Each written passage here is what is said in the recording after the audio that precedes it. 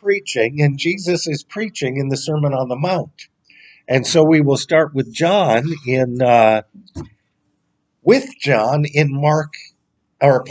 Matthew chapter 6, verses 5 through 8. So Matthew 6, 5 through 8, Jesus is going to give a teaching on prayer and being alone when you pray. Dive in. When you pray, do not be like the hypocrites, for they love to pray standing in the synagogues and on the street corners to be seen by men. I tell you the truth, they have received their reward in full. So when you pray, don't be in a room, close the door, and pray to your Father who is unseen. And your Father who sees what is done in secret will reward you. When you pray, do not be like the Gentiles, for they think they will be heard because of their many words. Do not be like them, for your Father knows this then is how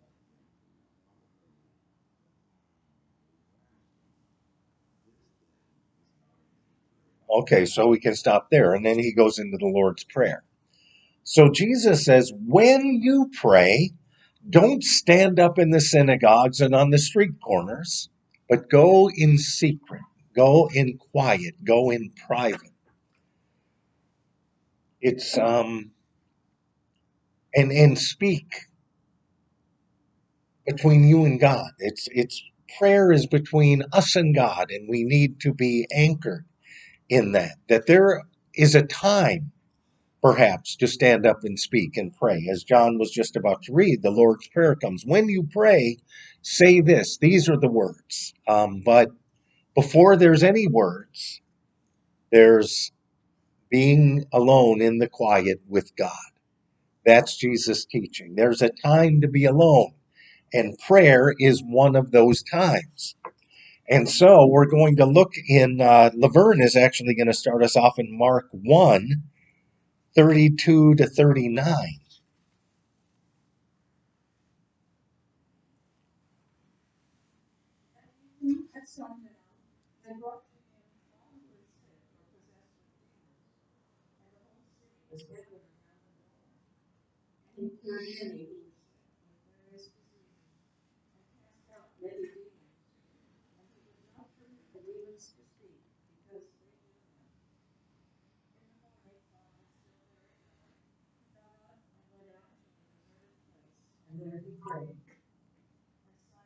Okay, there you go. Oh, no, keep going. One more verse. Yeah.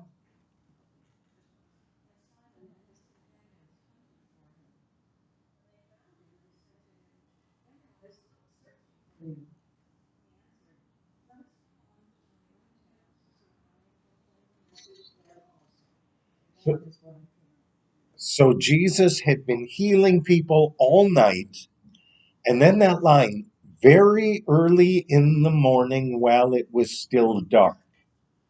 Does that remind you of anything? Very early in the morning while it was still dark. When the women went to the tomb, very early in the morning while it was still dark. That there's something about that. And after a night of healing people, a night of responding to the needs of the world, Jesus gets up very early in the morning while it's still dark and goes away by himself alone to pray. So Jesus doesn't only say, take time alone to pray. That's what he does. And it's interesting that the women who go to the tomb on Easter morning are following, whether intentionally or unintentionally, following that same pattern very early in the morning while it was still dark. And it used to be that was a standard approach to the life of prayer, that people would get up early in the morning and before doing anything else would have quiet time with God. And now that's kind of fallen out of favor. That was kind of a thing that people used to do. That was old school Christianity. Now new school Christianity is you go on, you watch a video, listen to a teaching that somehow you're always engaged or involved with something that someone else is bringing to you. But it used to be that you would do it by yourself in the quiet of the early morning. And I think there's something to be said about there's something in us that God can draw out before we go to the videos and before we listen to the experts. It's that alone time in prayer is very important before the rest of the day descends upon us. And in what Laverne read in Mark, the rest of the day descends upon Jesus pretty quickly. He's been healing people all night, gets a little bit of rest very early in the morning while it's still dark. He goes away by himself to pray, and then the disciples track him down. But you need that time, even if it's only for a little while, to take that time by yourself to pray. So now Lori's going to look at another time Jesus did this. So it's in Luke chapter 5, verses 12 to 16.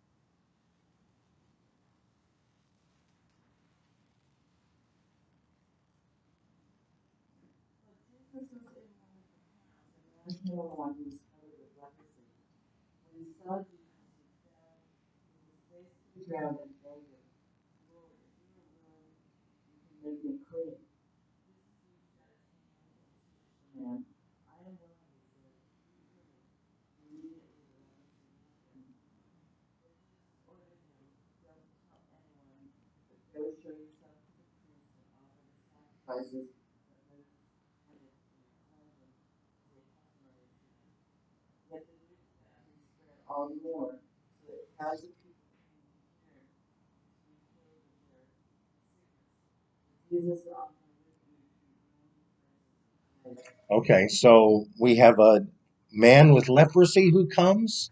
Then we have people bringing the sick to him. Jesus heals and responds to the needs of the people. And then it says, but Jesus often withdrew to lonely places, to wilderness places, and prayed. So, in the midst of the madness of life, Jesus took time to be alone. And it's interesting that it doesn't say what he did or where he went. It's just to a wilderness place and he prayed. It doesn't say what he said because he was alone. Nobody knew. But Jesus took the time to be away from the crowds alone in prayer. And so Lori's going to read another time that, yes, yes, yes.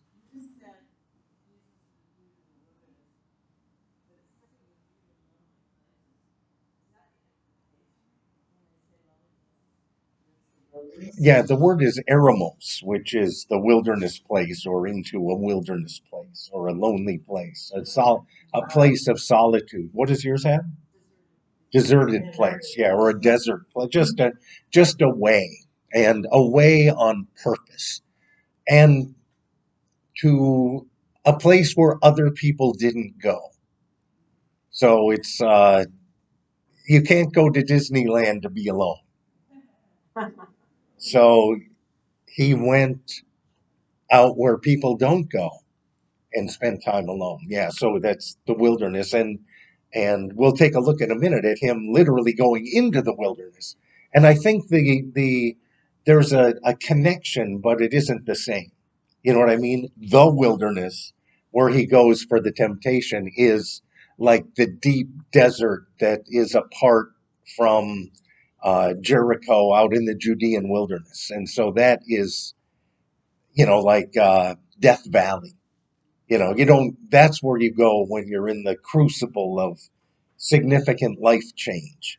But a wilderness place would be like Rancho San Antonio, where you can get out and be alone in a place separate from the where people gather. Yes, get off the trail a little bit. Yeah. But I think the wilderness is a specific extreme time of getting away, a more extreme time of getting away. So now Lori's going to read in Matthew 14:22 to 27. 27. In Matthew 14, yes. 22 to 27, Matthew 14.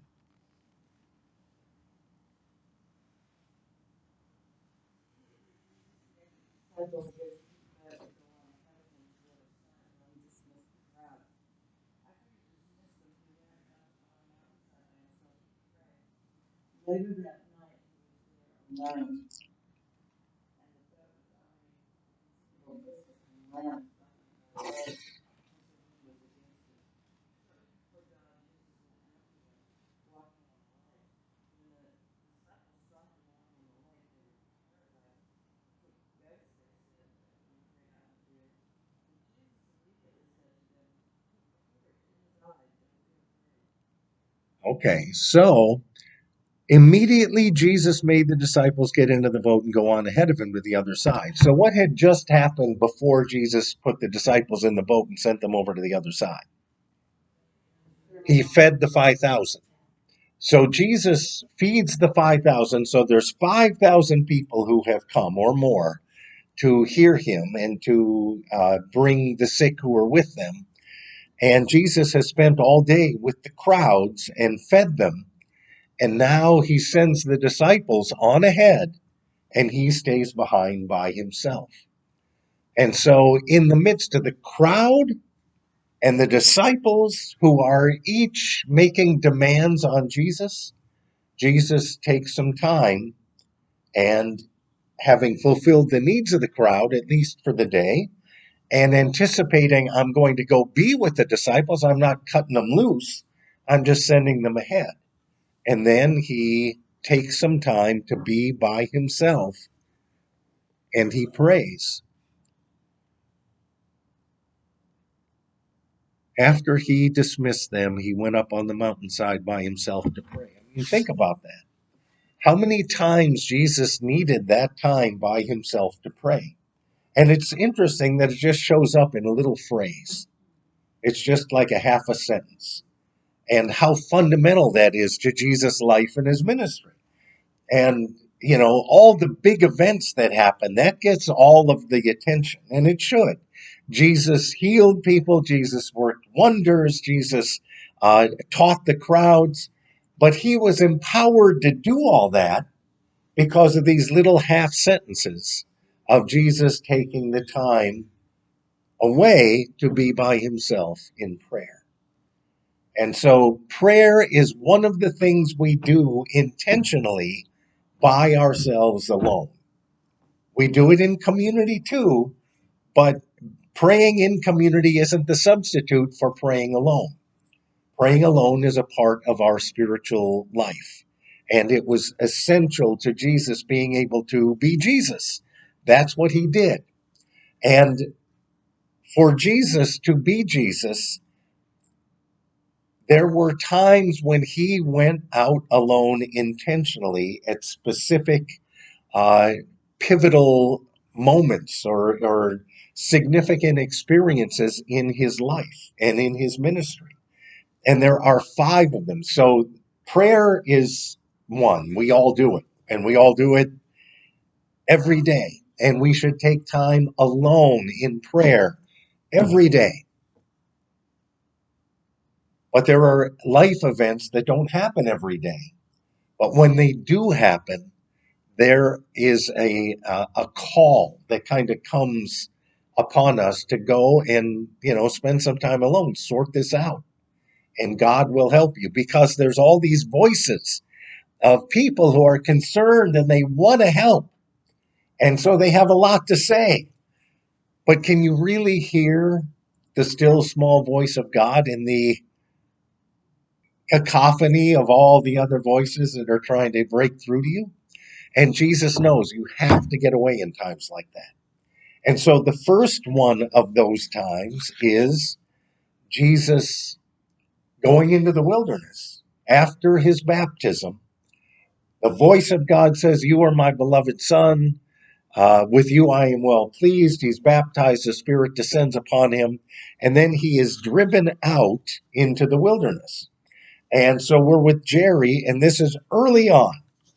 Major life change for Jesus. Up until this point, he's been in Nazareth of Galilee. He's done the family business. And now he's gone out to John in the wilderness to be baptized. And in Mark 1:12-13, Jerry's going to read that. The first intentional time away when a significant life event or life change has come upon him.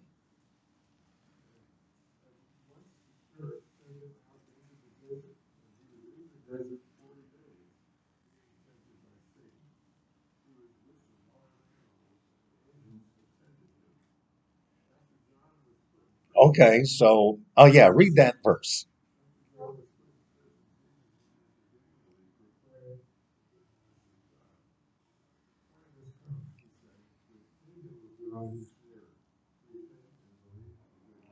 Okay, so now if we were to read Matthew and Luke, we would read about the specific temptations that Jesus went through in the wilderness. And do we know them off the top of our heads? Turn these stones into bread, the tempter says, after he's been in the wilderness 40 days and he's hungry. And the temptation comes, turn these stones into bread. And what does Jesus say? We don't live by bread alone, but by every word that proceeds from the mouth of God. So Jesus discerns that by listening to his concerned parents, or listening to John the Baptist, or listening to the religious leaders in Jerusalem? Or does Jesus discern that because he's gone out into the wilderness alone? Yeah, it's in the wilderness alone that he hears the voice of God and he can respond to the tempter. And then the next temptation, and depending on who you read, the other two are juxtaposed. So one is he's taken to the heights, the pinnacle of the temple. Throw yourself down, for it is written, he will give his angels charge over you, and they will bear you up, lest you strike your foot against a stone. And Jesus says to the tempter, it is written, you do not put the Lord your God to the test. And again, that discernment comes from time alone in the wilderness. And the final temptation, he's shown all the kingdoms of the world and all their glory. And the tempter says, all this power and glory has been given to me, and I can give it to whomever I choose. It will be yours if you will bow down and worship me. And Jesus says, that's right. It is written, you shall worship the Lord your God alone, and God alone shall you serve. Be gone. And the tempter leaves, and the angels come and minister to him. So Jesus is in the wilderness, and Mark leaves out the specific temptations, but has the 40 days and has the angels come and minister to him. So Jesus is in the wilderness alone, but is he alone?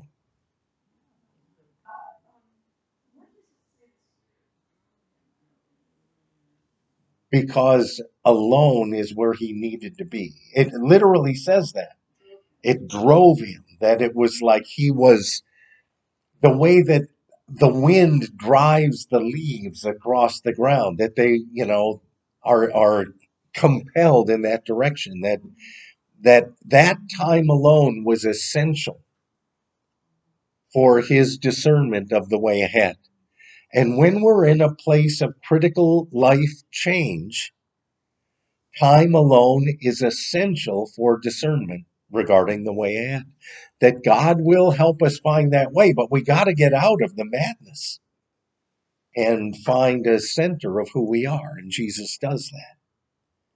So that's the beginning of his ministry, and it begins with time alone on purpose. And God is compelling him to do it, so that God is saying, you have to get away from the religious leaders, from the ministry and voice of John the Baptist, from your loving family who loves you and cares about you, but you have to get away from all those voices so that you can hear my voice. And Jesus does that. And how is he in the quiet at hearing the voice of God? Good. He hears it and he speaks it. And the other thing that's really critical here is that in going in the wilderness alone, he receives spiritual sustenance.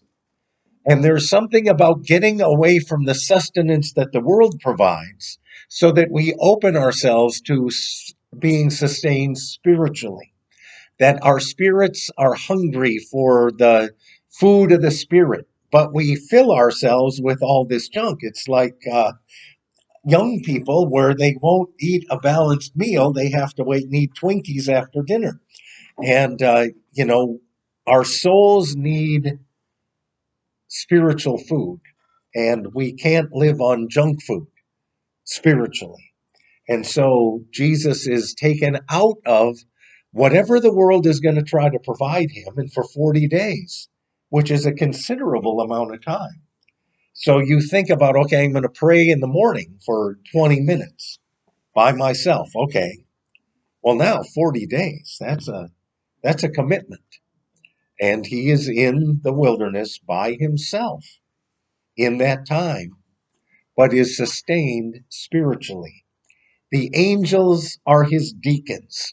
First time the word deacon shows up in the New Testament is as the angels are his deacons. And as much as we love our earthly deacons, there are times when only our heavenly deacons can sustain us. And so early in his ministry, um, at the time of critical life decision, Jesus goes away by himself on purpose to hear the voice of God and to find his spiritual center. And he does that. And we need to be alone at those times so we can do that too. So now we have the next time that Jesus, yeah.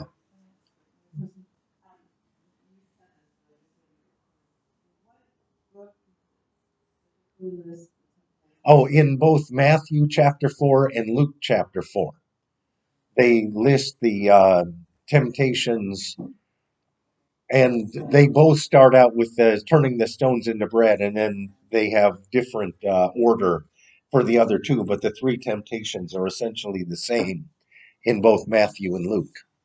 So it's a time of discernment for critical life decisions, and when that time comes, it's good to take time to be alone. Just as I mean, when I went into the ministry or was discerning going into the ministry, that's what I did. Not really thinking that's what I was doing, but knowing there were so many conflicting sensibilities and feelings that I had about, is this the right thing? Because most of the ministers I knew were really jerks, and I didn't want to be like them. And do I have to be like that to go into the ministry? And no, before divinity school. Yes, you're going through the process of discernment to go to divinity school. And it was like I had just gone to a committee meeting of a bunch of Presbyterian ministers. You have to be recommended by your denomination to go to divinity school. So you have to have an endorsement of somebody. You don't, I suppose nowadays you can probably just show up. But back then, you had to have some people say, yeah, we think this guy would be worth the trouble. And, I went and I met with this committee in the church library. It was just like a fireside room. That's probably why I always have trauma when I walk in there. And all these ministers sitting around in this library. And after that meeting, I just thought there wasn't one person, and they were all men, no women ministers at that time on that committee. I thought there isn't one guy in that room that I could say that's someone that I could really aspire to be like. I just thought, what a bunch of jerks. You know, yeah, it was. Yeah, no, it was, and it was really troubling. And so it was right before spring break, and so I took spring break and went out to Pennsylvania by myself, where my uncles live on the farm, and they're never around. So that staying with your uncles on the farm is just like being by yourself, except there's milk in the fridge and cereal and oatmeal, and it's the spiritual sustenance I needed. But just that time alone to know that um, This is a God thing. It's not about them. They're part of the process, and make them happy. That's okay.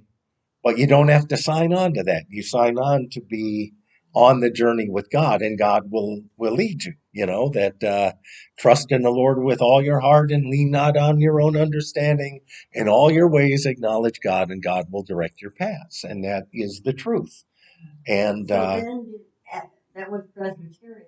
Is then when you went to a divinity school, you changed to be a Methodist? well, no, actually, I was a good Presbyterian until I met my good Methodist wife. Oh. And the Methodist minister in Princeton called me up and said, I need to meet with you. And so we met, and because Diana had to work with the committee in the Methodist church there.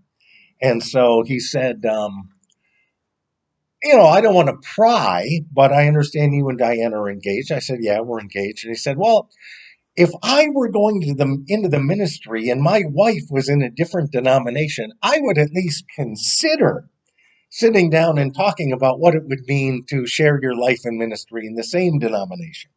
And so that led to many conversations and then many meetings, and then the transition from the Presbyterian community into the Methodist community, which was a wild ride in and of itself. But all along the way, you're strengthened in the faith. And so at the end, the last time I was in a room full of ministers who were affirming my ordination, can I be ordained into the ministry after divinity school, after all the ordination exams, after all the theological papers and psychological evaluations and all the things that you have to go through? You're in a group of ministers sitting around just like it was at the beginning.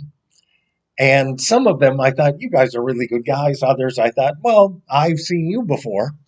And I had written in one of my theological papers about um, God's desire to bring all of God's children into the kingdom. That's in God's heart.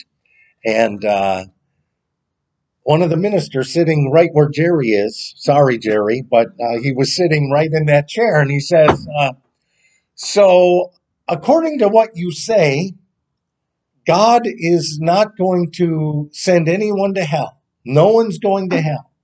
No one who rejects God and sins is going to be consigned to hell, even though the scriptures say that. And I said, well, the scriptures do say that there is a Gehenna, that there's a fire. But it's a purifying fire, and it doesn't say that it's the end. It says it's part of the journey for some people.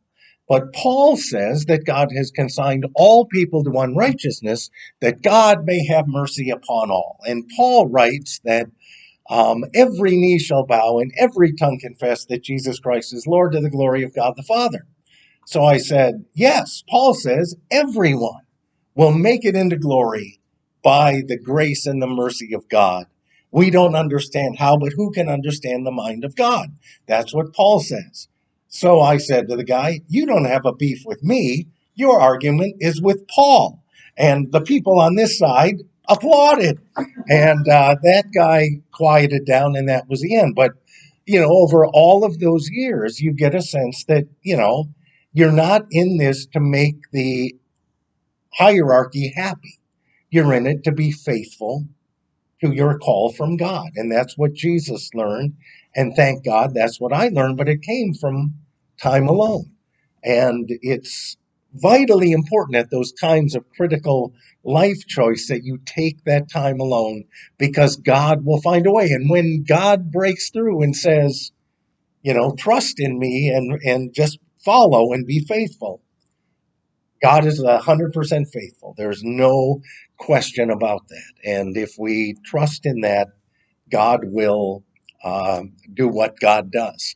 So God bless all those ministers who were a part of the journey. And so it's interesting that Jesus, okay, time away at critical life choice, time away before making an important decision. And so now we're with Mona in Luke chapter 6, verses 12 to 16. Jesus is going to make an important decision for his ministry. And before he does that, he takes time away. Luke 6:12-16. Okay.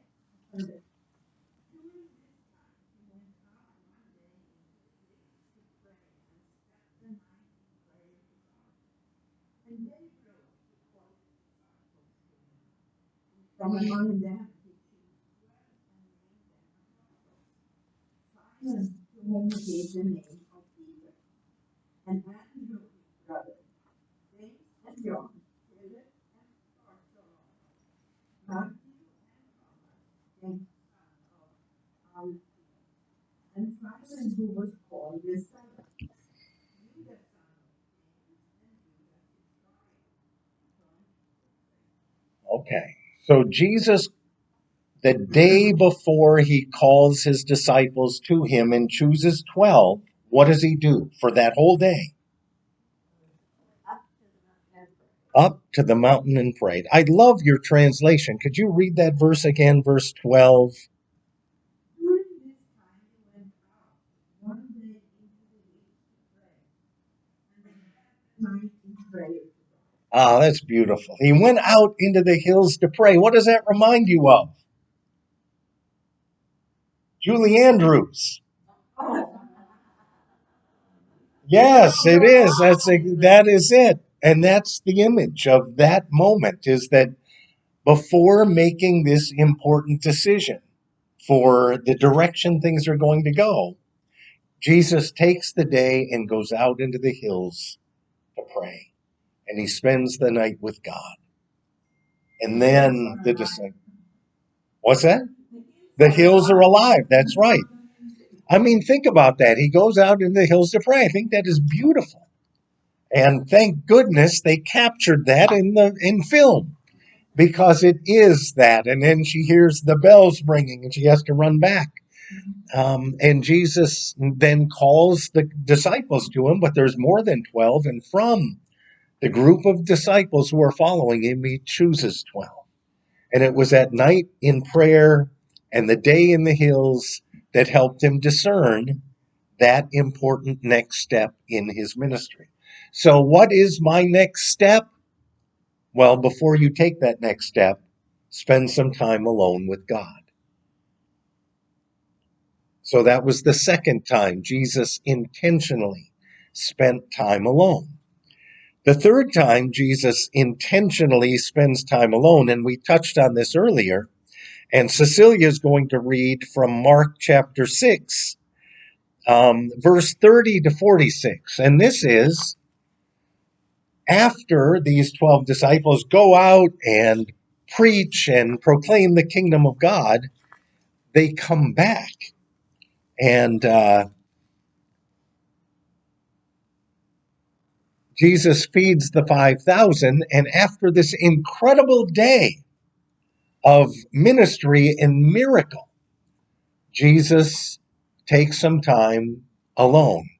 And so after a magnificent day, a day that's as good as you could imagine it could be, when it all comes together and you think, I wish every day were this good, he brings it to its beautiful conclusion by taking some time alone with God. So we're in Mark 6, 30-46. Also, he turned to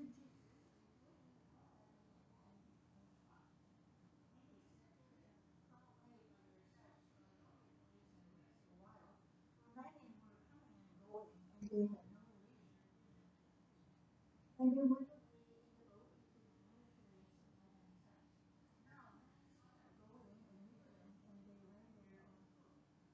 all the towns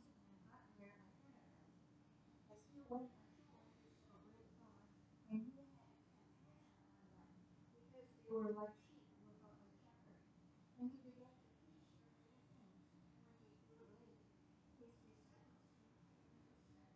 lonely.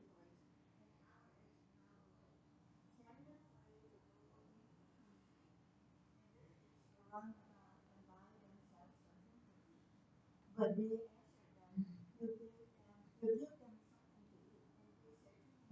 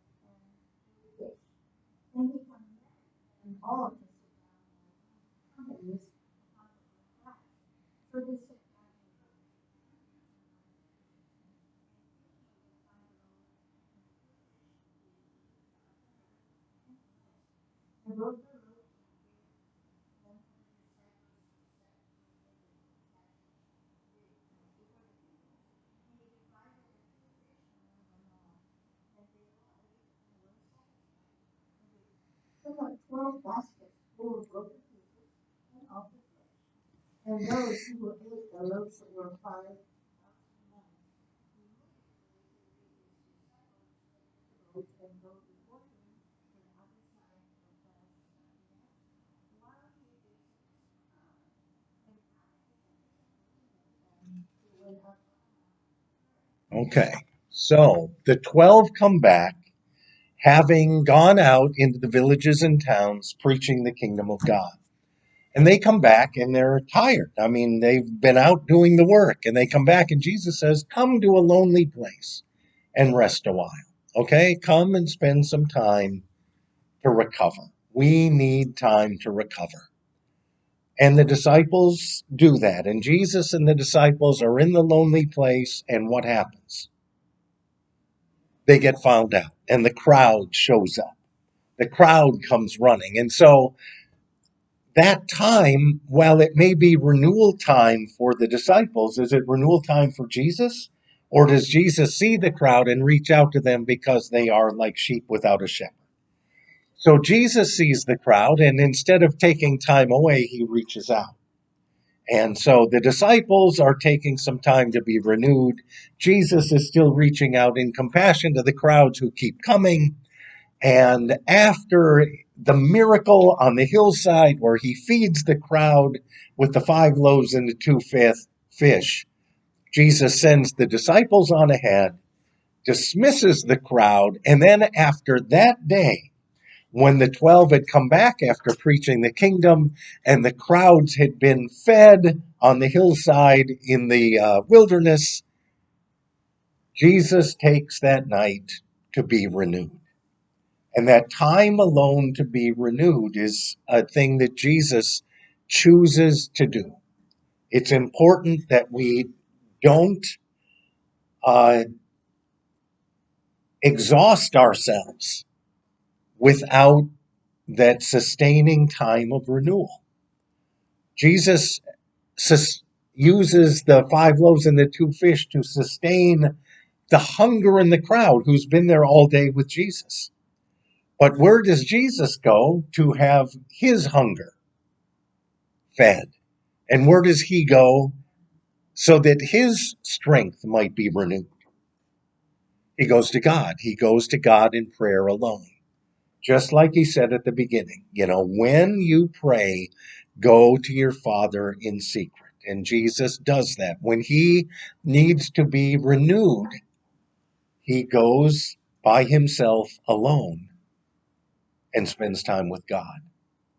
And so we've got life decisions, major life changes, significant life choices, times for renewal. Those are all times to be alone. And then we get Matthew chapter 14, 1 to 13, and Jeanne is going to read that. This is the 4th time that Jesus chooses to be alone. Matthew 14, 1 to 13.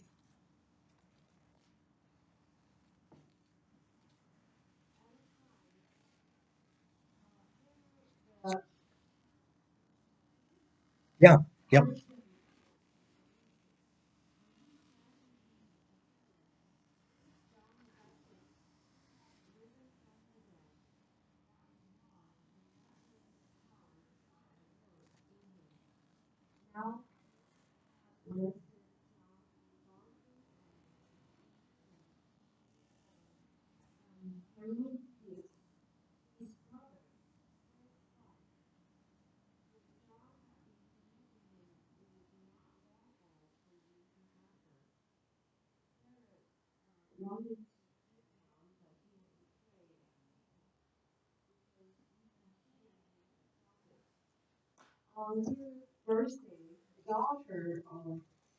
Herod sent for them, and pleased Herod so much that he promised with an oath to keep her wherever she prompted by her mother, he said, bring her on a platter the head of John the Baptist.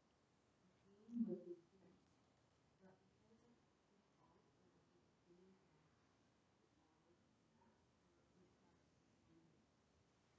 and had found in vision, his head was brought in on a platter, again to the girl, and carrying her mother, now the disciples came and took his body away, buried in a tomb. When Jesus heard what happened, he became troubled, suddenly he approached the grave. Okay, so we'll stop there. When Jesus heard what happened, he withdrew by boat privately to a solitary place. So, what had happened that Jesus heard about? John the Baptist is dead. Herod Antipas has killed him. And Jesus and John were cousins. They were also friends. They knew one another. Jesus and John shared a common passion and vision for the kingdom of God. John baptized him. And when news comes to Jesus that John the Baptist has been killed, he goes away alone, privately, to grieve.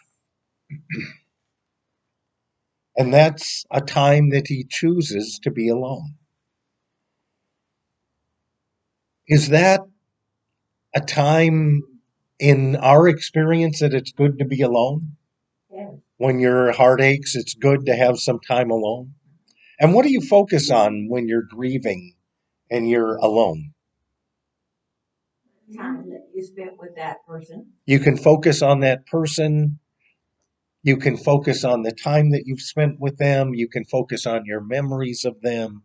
And the good that you had, Not always on the loss. The good that you had, not always on the loss. So you take that time away by yourself to go through the experience. And that's something that we don't do so much anymore. You know, people always want to help.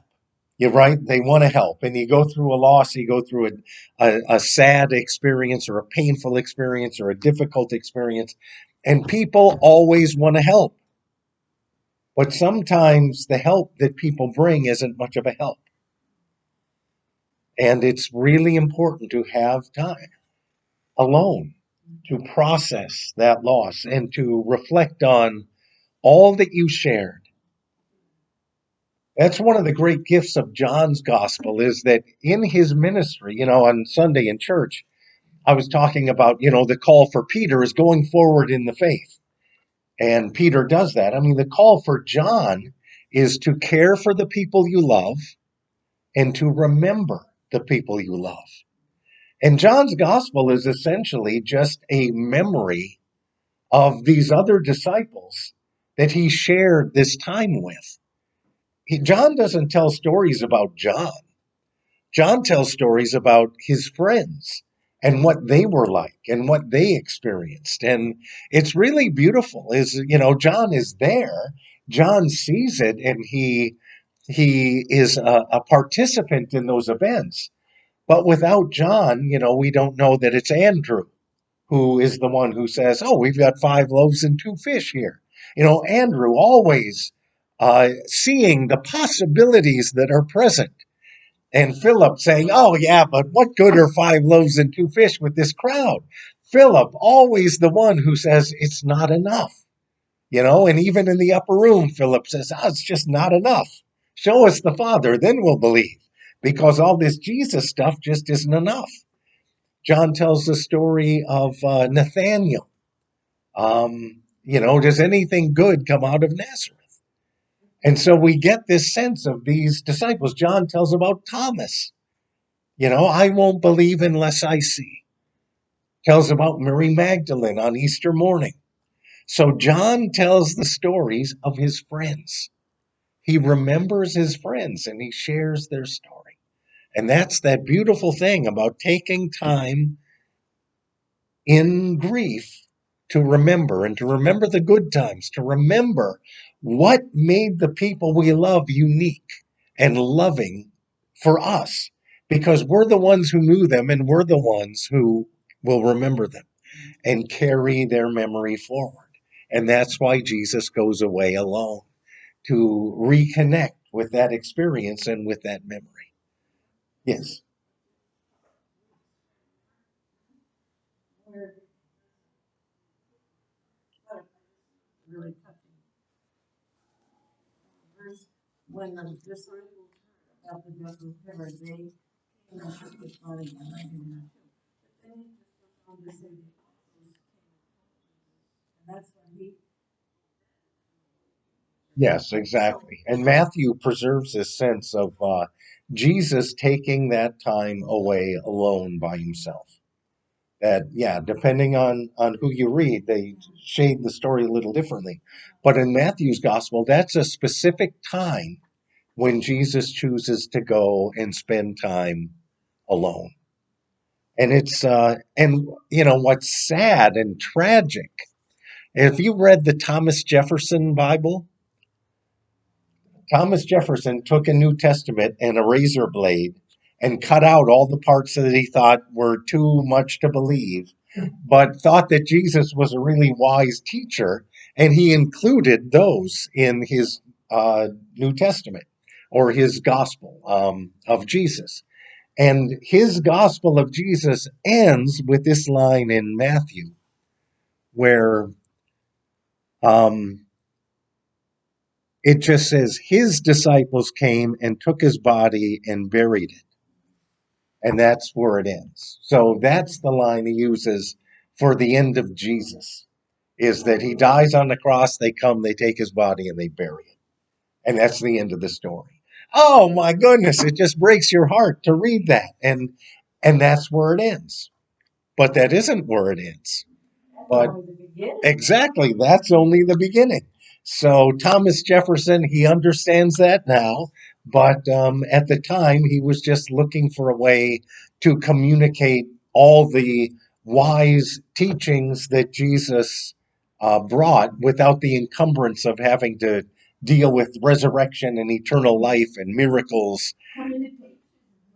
Actually, it's not that thick, It's called the Jefferson Bible, and you can read it online. Yeah, it's yes, very narrow book, and it has the Sermon on the Mount. It's got his parables, and it ends with them putting Jesus' body in the tomb, and then they went away.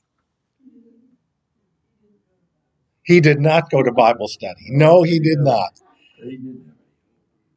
Oh yeah, I know Thomas Jefferson. That's where do you don't put? have the Yeah, I mean, yes, that resurrection and transformational hope, the hope and the transformational power of God.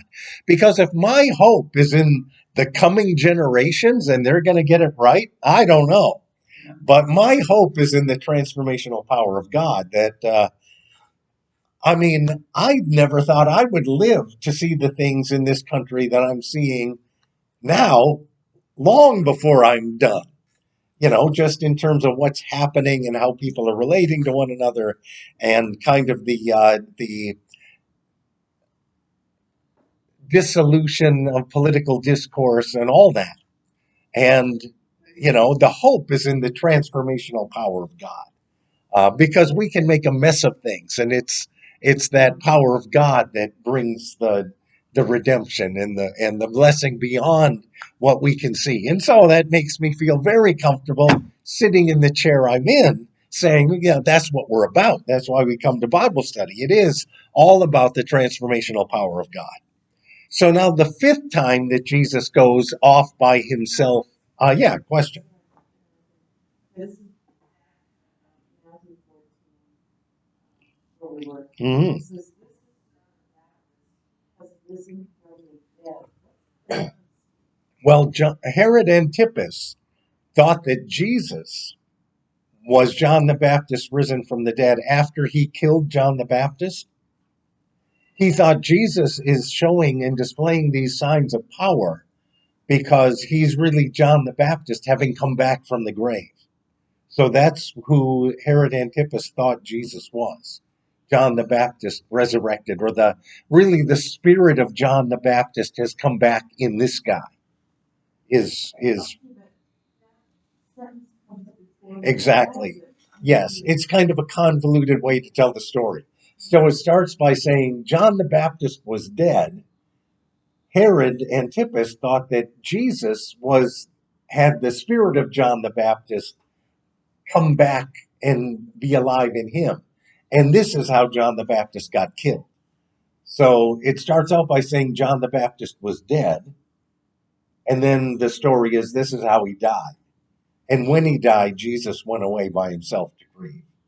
So it's a kind of a backward way of telling the story. Yes, it is. It's confusing, but it begins with John the Baptist is dead. Herod thought that Jesus was basically coming back to bring him retribution because he had killed John the Baptist, and it was John the Baptist's spirit alive in Jesus.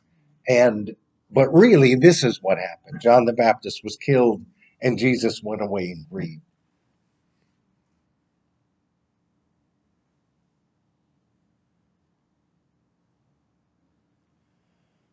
So, yes, it's a very convoluted way to tell that story, but at the time, it must have made sense to tell it that way.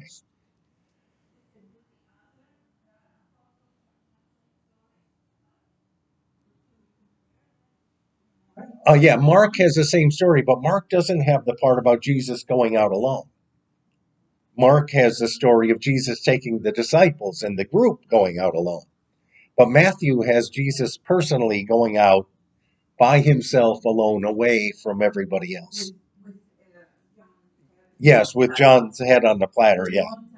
So, yeah, Luke and Matthew and Mark all tell the story of John the Baptist's head on the platter.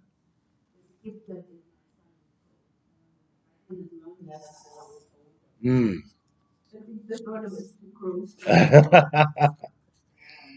And so now the fifth time that Jesus goes out alone is in Mark 14. It's also in Matthew, it's also in Luke, but Mark tells it in a way that's more succinct than Matthew and Luke. So Mark 14:32 to 42. And I think we are with Lee. Mark 14:32 to 42.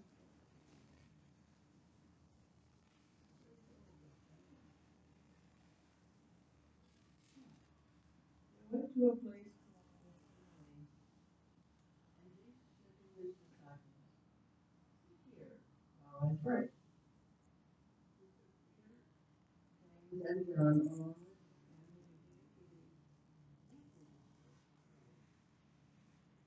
so was all around to the foot of death, he said to them, "Stay here and keep watch."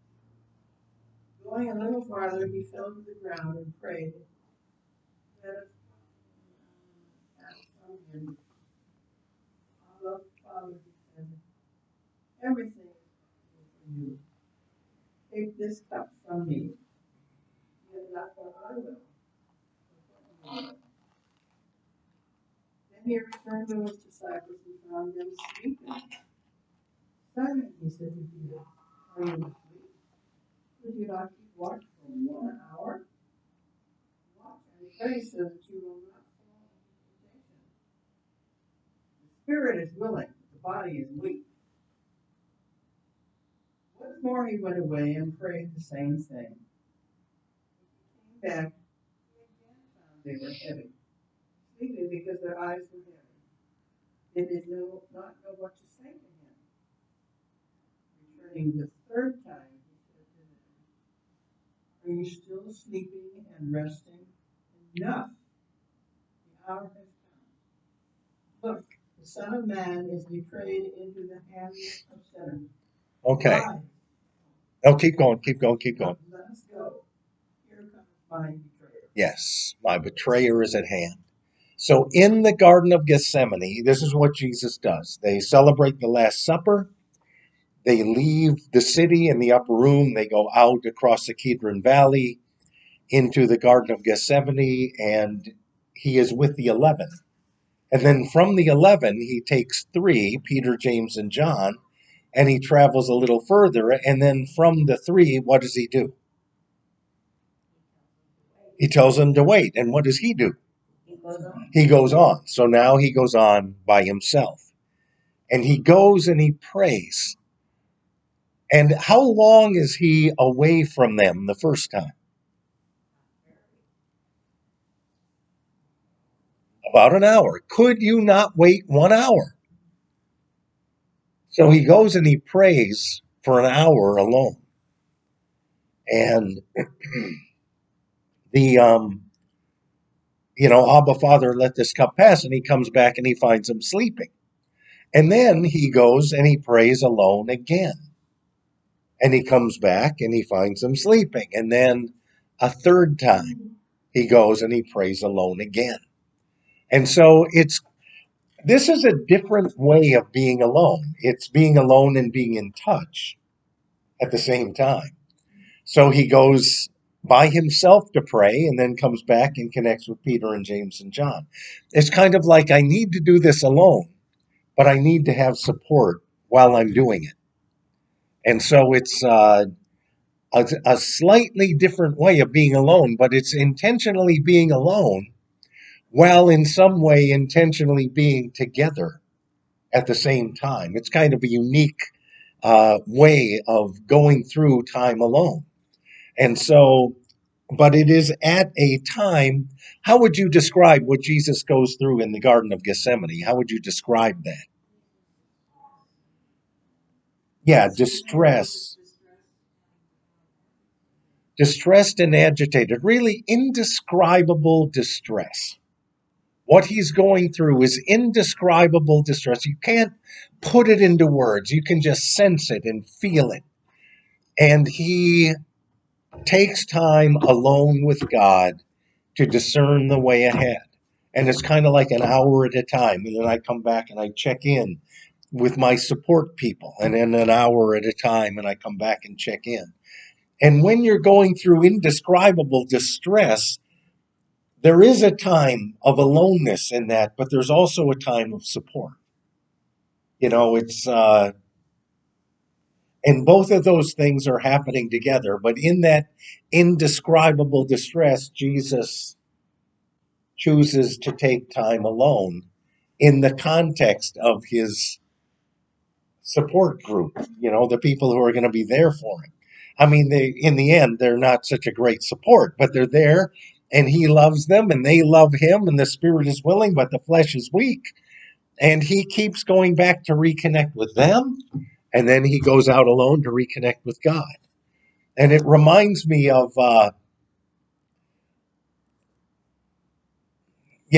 use this. I don't know if anyone else will get this, but I get it. So if you watch, they just had the NFL draft a couple of days ago. And I don't know if you guys pay any attention to the draft. Jeopardy wasn't on until late because of the draft.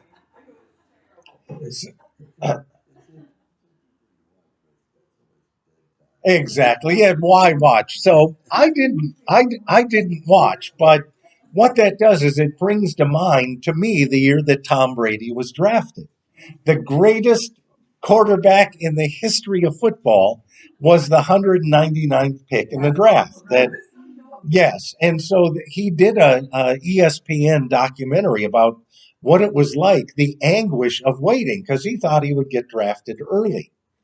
And so what he ended up doing as the hours wore on and the hours turned into days was he was with his mom and dad at home, but he had to just go out by himself and just walk around on the streets and come back, and maybe there would be some good news, but there was no good news. And then that led to the next day. So he's with his mom and dad, but just going out into the night and walking by himself. thinking, what has gone on? What have I done wrong? Exactly. Why isn't this happening? It was supposed to happen, and he'd just come off a great bowl game where he beat the University of Miami, and it was like huge, and he was all ready to be drafted in the first round and go on to glory, and 199th pick. 5 quarterbacks taken before him. And now the rest is history. But when I think of this, Jesus going alone and then coming back to his disciples for support, it's like Tom Brady walking out into the night and then going back to his mom and dad and sitting there. And, they would cry with him. And then when he couldn't take it anymore, he'd go out by himself, walk into the night.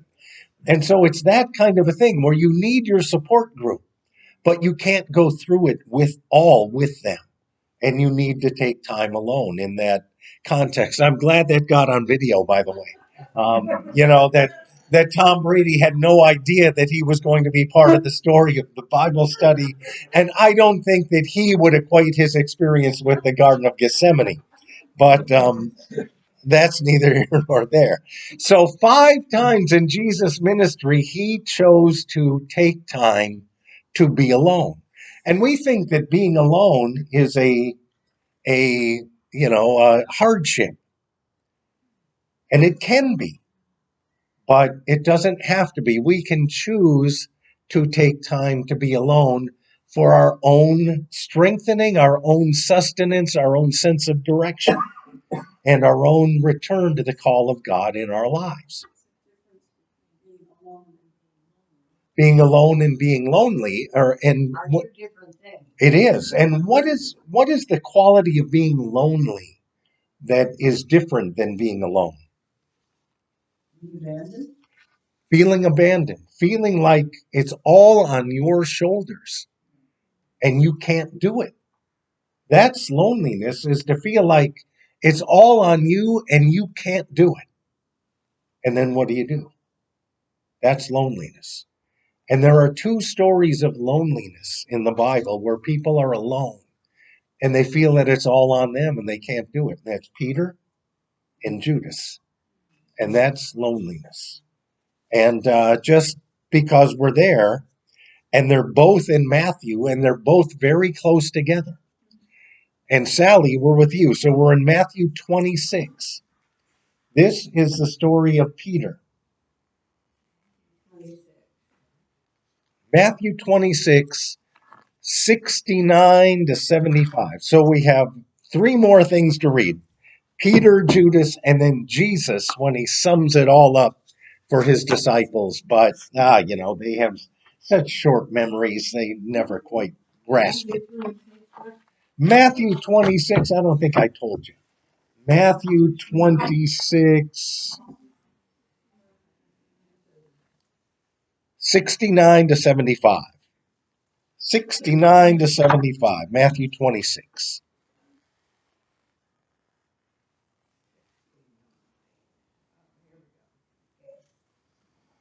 Peter was sitting outside in the courtyard. A servant girl came to him and said, "You also were with Jesus the Galilean." But he denied it before all of them, saying, "I do not know what you are talking about." When he went out to the porch, another servant girl saw him, and she said to the bystanders, "This man was with Jesus of Nazareth." Again, he denied it, and with an oath, "I do not know the man." After a little while, the bystanders came up and said to Peter, "Certainly you are also one of them, for your accent betrays you." Then he uh, uh, began to curse and swore an oath, "I do not know the man." At that moment, the cock crowed. Then Peter remembered what Jesus had said, "Before the cock crows, you will deny me 3 times." And he went out and wept bitterly. So he's sitting in the courtyard, warming himself by the fire, and these people confront him.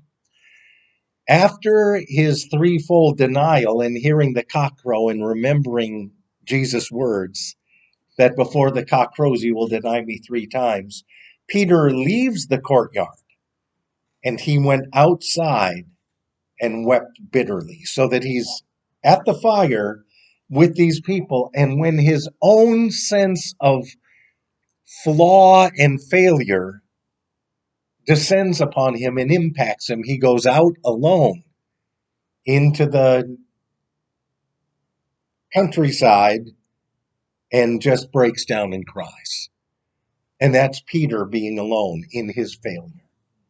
And that is a loneliness that in Mark's gospel Jesus heals in the resurrection when the good news comes, and the angel of resurrection morning says to the women, go tell his disciples, even Peter, that he is going before you to Galilee and there you will see him.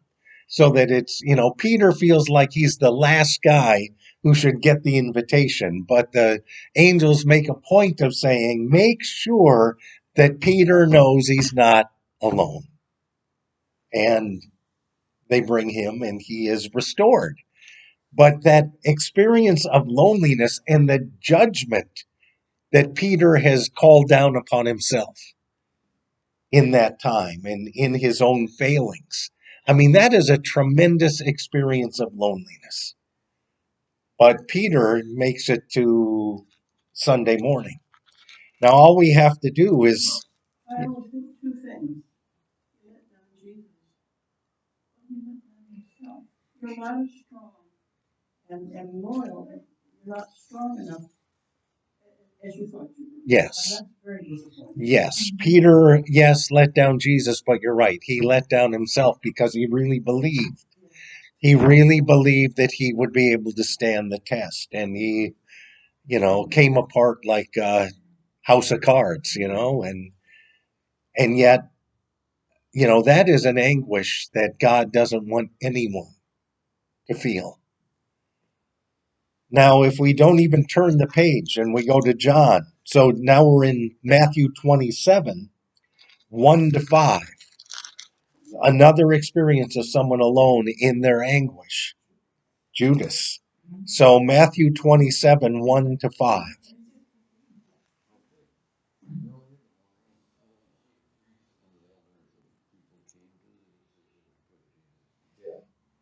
They bound him, led him away, and handed him over to Pilate, the governor.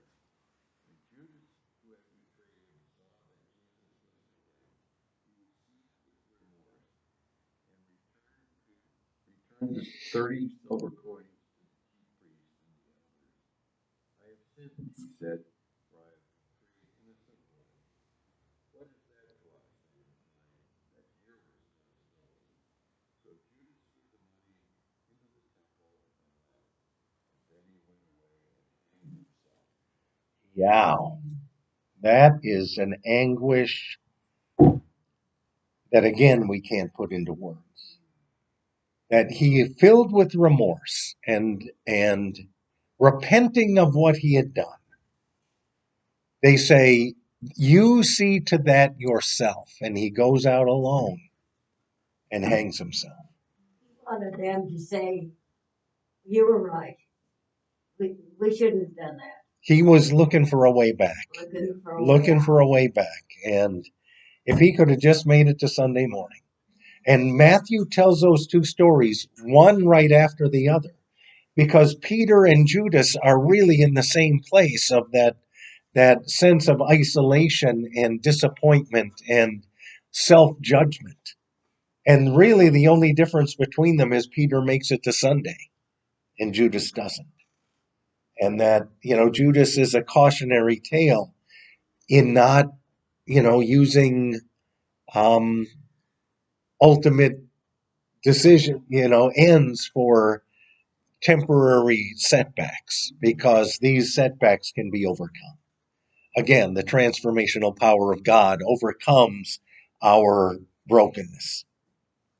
So there's times to be alone. There's times to not be alone. Peter and Judas, Peter returns to the community, even though he's screwed up. he goes back. Doors slam. He goes back to be with the 11. And so he is there with them when resurrection morning comes. And he's received by them, even though he's messed up.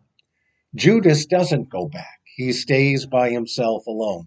There's a time to be alone, and there's times not to be alone. And when we are in a place of loneliness and self judgment, that's a time to be in community. When we feel like we're failures, that's a time to be in community. When we need support and encouragement, that's a time to be in community. There's times to be alone on purpose, but there's times to be in community because being alone will lead us to a place where we unravel. And where we unravel. Yeah, we just kind of spin out of orbit. And so the last reading we have today comes from John chapter 16. And I just made a copy for everybody. John 16. This is what Jesus knew that we don't know that we need to know. And what we need to know is there are times when, so far as anyone can tell, we're absolutely alone. And even times when, so far as we can tell, we're absolutely alone. But are we alone? No, we're not alone. And that's what Jesus says in John's Gospel. He says, I am never alone. And so we'll have John, if you read 25 to 28, and Laverne read 29 and 30, and Lori 31 to 33. This is what we need to know. I've been speaking uses plainly.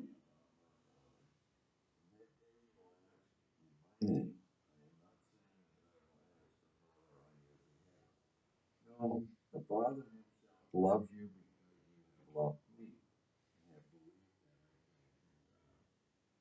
I came through the Father and entered the world. Now I am leaving the world and going back to the Father.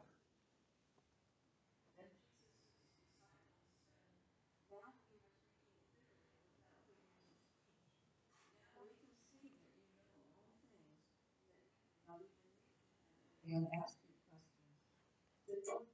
Yeah. This makes us how believe Jesus is God. He's here on heaven. He will leave me all alone. But I'm not alone, for my Father is with me. I've told you these things so that in me you may have peace. You will have trouble, but take heart. I have overcome the world. You will leave me all alone, yet I am not alone, for the Father is with me. Jesus knew that.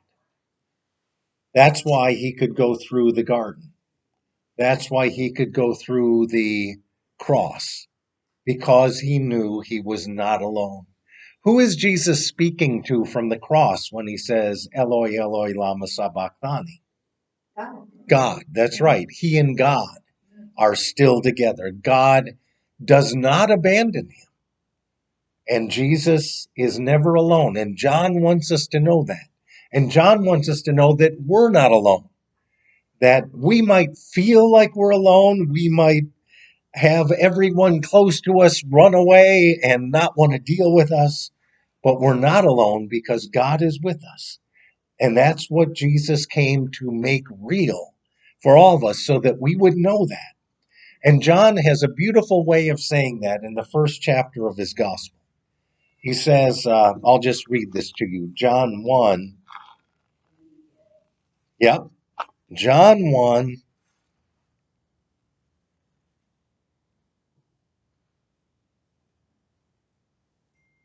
17 and 18.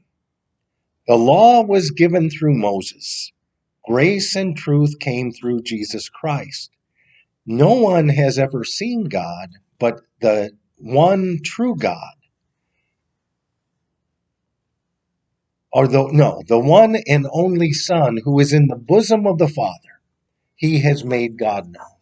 So the one Son who is in the bosom of the Father, he has made God known. So that Jesus lived his life on earth in the heart of God. So he was never alone. When he chose to be alone, he was just separating himself from people and from the world. But he was always in the heart of God. So we live in a world where we are surrounded by people, we're surrounded by culture, we're surrounded by voices, and there are times when it's right to separate ourselves from culture and to go out by ourselves. But when we're by ourselves, are we alone? No, because God is with us. So I talked about this, today, the Bible study about being alone. But we're not alone. We're never alone. We are always with God. But there are times when it's important to separate ourselves from the world and from people so that we can draw closer in that connection with God. And there are times to remember that we need our connection with people, especially when we're getting down on ourselves. And we can connect with people and be lifted up so that we have the strength to go out and discern God's call and God's will for us on our journey. Yes.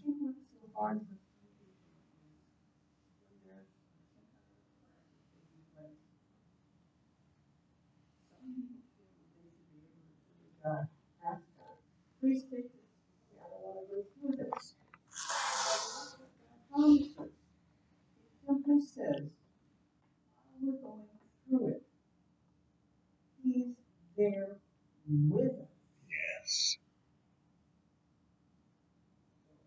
Exactly. Yeah.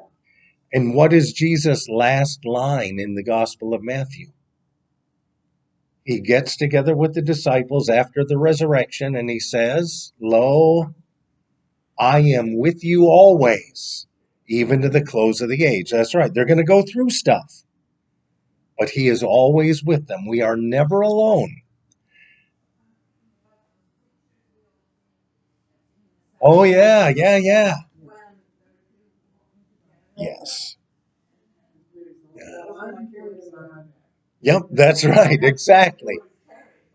So, yes, the footprints in the sand and being carried by God and knowing we're never alone, but there are times when we need to separate ourselves from the noise of the world to discern the voice of God.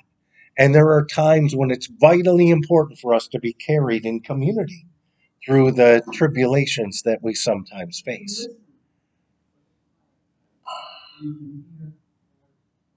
Amen. Well, let's be together in prayer. Gracious God, we pray in this time for all those who feel deserted, cut off, in a wilderness of loneliness, that you would break through and knock on the door of their heart, having granted them the grace and the courage and faithfulness to open the door of their heart and to allow you in, that they would know they're never alone no matter what. But in this world of noise and confusion, what a blessing it is to know that we can step away from the madness to listen to the still small voice of God, to be sustained and directed and supported and carried as we share in this journey of faith together. In Jesus' name, we give you thanks and praise. Amen. All right.